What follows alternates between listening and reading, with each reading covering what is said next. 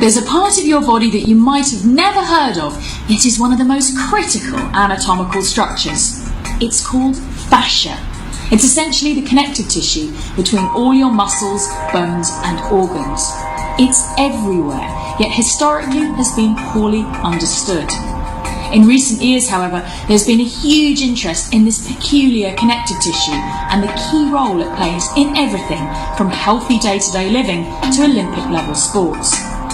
You're about to go on a fascinating journey, investigating the role that fascia plays in the human body.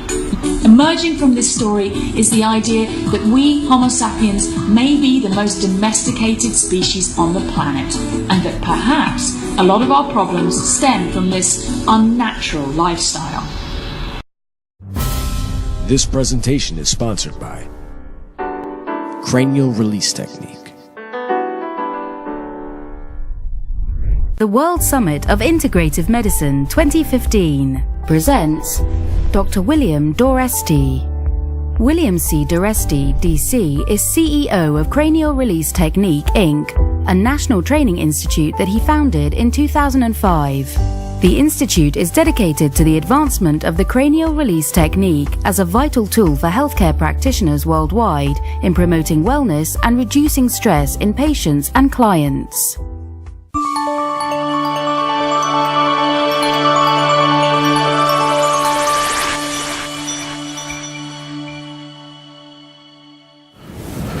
Welcome to this presentation on the cranial release technique.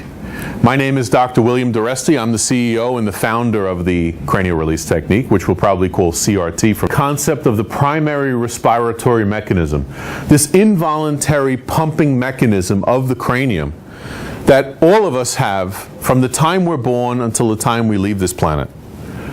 It was Dr. Sutherland that said it's the system that comes first. It underlies all of life's processes and gives dynamism, form, and substance to all of anatomy and physiology. It's the spark that gives rise to the breath as it moves through the tissues. It's the foundation of metabolism, and it has both an inhalation and exhalation phase. Dr. Sutherland was absolutely convinced that the key to unlocking human physiology was through the head, and I have found that to be as well. So let's dig a little deeper. 2005, I come out with cranial release technique, and I found this slide in a British anatomy text. And virtually everywhere you look at the slide, you see distortion. You see osseous distortion, you see brain tissue distortion, and the caption underneath the slide said in the book, normal cranium. So you and I looking at this, we say, how could that be normal? It's distorted. But yet all we need to do is look at someone and we see one shoulder high, one hip rotated, one foot externally rotated, internally rotated. You and I are looking at distortion all day long. Now I want you to start thinking about cranial distortion. So I put these four words together, craniodural stress syndrome, to sort of explain what it is and the impact of a distorted cranium and what that would have on the rest of the body and the patient's health. So let's dig a little bit deeper. Okay, so Michael is our volunteer, and when we look at Michael, we'll take a look at him from a cranial release standpoint. And always we start from the head. As a matter of fact, I start from the eyes and work down. So let's take a look at Michael's eyes. When I look at Michael's eyes, it's pretty easy for me to see that his right eye is smaller and his right eye is lower. So right eye small, right eye low. When I look at the ears, you can just observe them, but what I like to do is I take my fingers and I actually just place them in the patient's ears, and then I look at that, and it's very noticeable when I do that, that Michael's right ear is inferior and also anterior. So inferior and anterior. When I look at Michael's maxillary arches, I come under the zygomatic arches here. Again, his right arch is lower. And again, in cranial work, and certainly in cranial release technique, we're looking for the smaller, lower, tighter side. That's the more symptomatic side of the body. So we've looked at the cranium, and you say, well, so what? Well, the so what is, if I take my plastic model here, the so what is, what we just did was we looked at Michael's facial bones. We looked at the the one eye small, the one eye low, the one ear inferior, the one ear anterior, the maxillary arch inferior. We looked at all that, and that's now going to translate into a global cranial issue. And that global cranial lesion ends up here at our friend the blue bone, the occipital bone. And at the base of the occipital bone, we have our two friends here, the occipital condyles. And so as the cranium shifts and rocks, so goes the occipital bone, so go the condyles, and therefore so goes the atlas.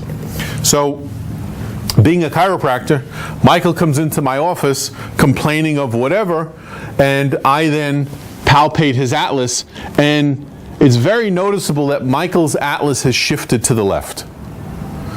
And from there, Michael, if I could just turn you around maybe, and just face the back.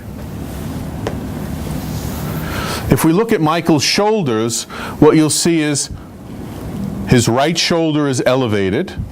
Michael, if you could just put your hands out to the side. His right hip is also elevated. And what I want you to understand here is that from this cranial distortion that Michael is presenting with, you can put the hands down now, Mike, that's then leading to an osseous craniosacral distortion, and we're going to change everything by addressing the cranium. Well, as we just saw with Michael, here's a real skull, and again, everywhere you look at this skull is distortion. You can see here, one eye is lower, the ears are distorted, the external auditory meatuses are distorted. There's distortion everywhere in the cranium. There's distortion at the condyles as well.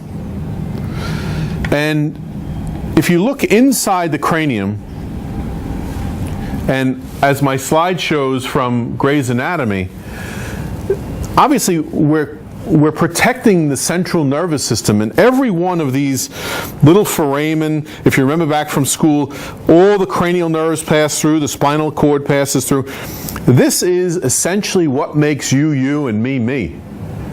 And again, because of this osseous distortion, that's going to negatively impact the physiological function of the central nervous system. And so moving on, if you remember back from school, and as my slide demonstrates again from Gray's Anatomy, the dura mater, the toughest tissue in the body, stronger than bone, white, inelastic, fibrous tissue. But what I never learned in chiropractic school is that the dura blends in and becomes the periosteum of all 22 of the cranial bones. As if the wallpaper on the wall is the dura. And so as this cranium shifts and rocks and distorts, that dura then tightens. And the best analysis I can give you, and what I use with my patients quite often, is a towel. So imagine that this is your dura, beginning in the cranium, ending in the coccyx, and that dura, of course, is covering the central nervous system. And as that cranium shifts, rocks, and distorts from traumas and stresses, things that we'll cover in a little bit, that dura now tightens down, and this person is now going through life with dural tension. And there's no way that your body will function optimally when you have dural tension. Remember, the dura is covering the brain and the spinal cord. So if someone were to say to me, what's the purpose of cranial release? Well, the purpose of cranial release is really to relax the dural tension to optimize physiological function in the body. He found that children born C-section delivery, in general, weaker immune system, more colds, more sore throats, more ear infections, generalize weaker health than children born normal, whatever that means, between the bumps and bruises of a hospital delivery, as opposed to C-section. So regardless of the type of delivery, whether it was natural or whether it was C-section or somewhere in between, cranial release certainly is indicated for all children after delivery or up until the time they come in to see you. So if the child was a difficult delivery and the child's now 3 years old, certainly you want to apply cranial release. The younger the better. Ideally, The sooner the better, ideally. Okay, let's talk briefly about stress and the negative impact stress has on us. It was 1999 when Newsweek devoted its entire magazine to stress, how it attacks the body and what you can do about it. And for anyone out there that studied stress and stress research, we really have to begin with Hans Selye. As you may or may not know, Hans Selye was a medical doctor from Montreal. He won a Nobel Prize in stress research. And one of his famous quotes was that the cause of all disease is unrelieved stress. He also said something else which to me is just as important, and that is that the nervous system, the system that controls every function of our body, the things we're aware of and not aware of, can do one of two things, but it can't do both. And that is, right now your nervous system is either healing and repairing your body, or it's protecting and defending from a threat, and therefore when it's protecting and defending, it can't heal and repair. Again, the new research is saying stress is the most widespread problem in America today. It's a major contributing factor in 100% of disease. No one is immune. The Florida Institute of Mental Health, unrelieved stress contributes to family breakdown, chronic health problems like heart disease, high blood pressure, memory loss, depression, even on-the-job accidents and injuries. Well, I'm going to shift gears again with you because we spoke about the anatomy and the physiology. What about energetics? What about energy medicine of today? You've heard of Barbara Brennan, you've heard of Bruce Lipton, you've all heard of acupuncture, you've all heard of Reiki. Well, cranial release changes the energetics in the body, as reported to me by people, masters in all those different fields. The final piece of the puzzle, well, we went through the craniodural stress syndrome. That's the slides we've been going through. Now it's time to apply the global anatomical release. It's time to actually put my hands on Mike's head to change structure, to change function. Remember, at the end of the day, structure determines function. If a patient's structure is distorted, there's no way the physiology will be optimized in the body. And so what we'll be doing is, by changing cranial structure, we'll be changing the reciprocal tension membrane system. You remember, that's the dura mater. The tension in the dura, that will stabilize the spine, release the extremities, release the fascia, rebalance the neurological system, both the peripheral, cranial, and autonomic nervous system. And again, at the end of the day, all of our patients, all the people in your community are looking for improved health and well-being. This is probably the most important poster chart that I use with patients, Mike. And ideally, I'd like you to be in the middle. When you're in the middle, the brain is balanced. When the brain is balanced, the muscles are balanced. When the muscles are balanced, the structure, the bones are balanced. That's the way you're supposed to go through life. Okay? When you're in the middle, remember before we spoke about your body is healing, repairing, and regenerating itself. Your body is constantly rebuilding itself from inside out. Unfortunately, when we're under constant, chronic, low-level stress, as we all are, physical stresses, chemical stresses, emotional stresses, even EMF stresses, the stresses from cell phone, the energy from computers. We're in a Wi-Fi environment here. One of the brain hemispheres becomes overactive. You're figure number one. Your left brain is overactive because of stress. And the reason why I know it's the left is that the left brain controls the right body. It's as if the wires cross over. So left brain controls right body, and what happens there, you can see the distorted picture of posture that happens. Also, now your nervous system is now stuck in survive, protect, defend.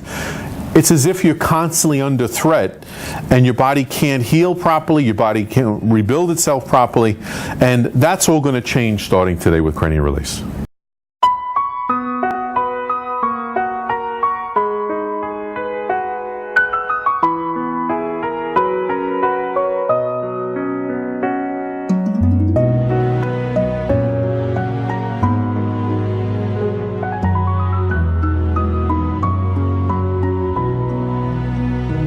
我是一只平凡的小毛虫，吃了睡醒了，吃牛啊牛。his really goals and his vision in life. He was the first one to have people begin to look at the body as a totality. Craniosacral therapy is a gentle hands-on technique or therapeutic approach that is used to loosen abnormal tensions in membranes within the skull. In Mary Ellen's case, the origin of the whole problem was down in her left knee and ankle. And we had to trace it up through the fascial system, through her pelvis, and up to her spinal column, and into her head, and finally over into the right temple.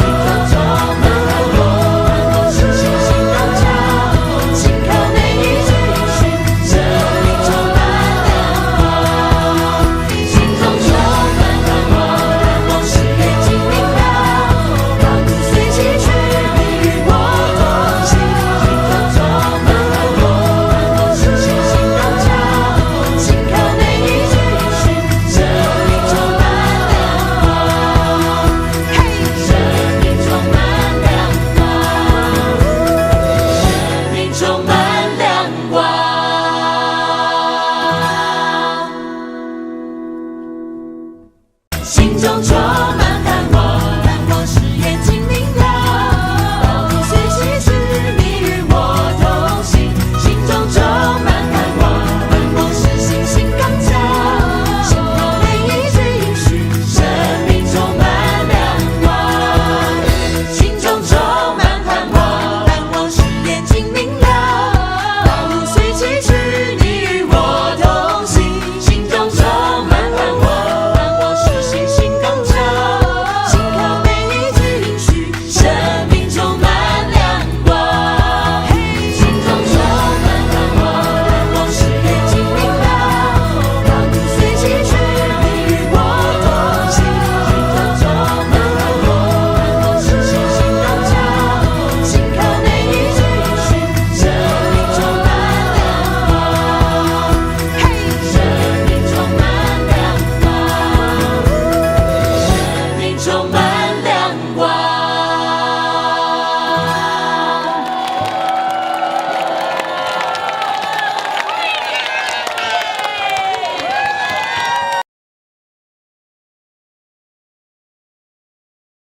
放得低，誰在意原因？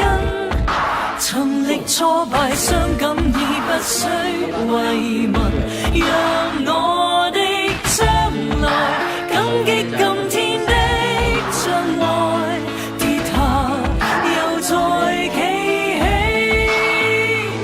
你拼命逃跑，不斷努力尋找依靠，你怒敲呢個地方實在太過嘈吵 ，so nervous， 太逼，太多嘢被壓抑，你有放棄嘅態度又起飛，一朝一夕向前行，唔好回頭，時間從未停留，光陰不斷流，走到最後，你發現冇人願意為愛留守，再冇人會為你作出最後挽留。